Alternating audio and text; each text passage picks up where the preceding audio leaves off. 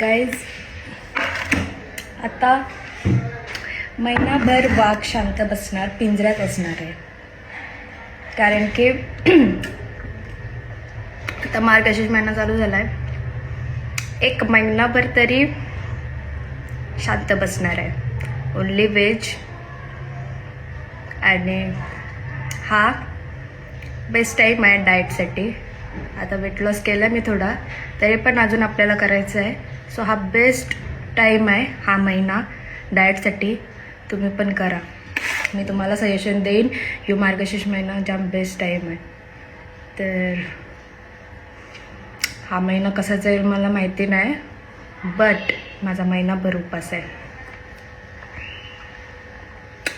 5 kilo तरी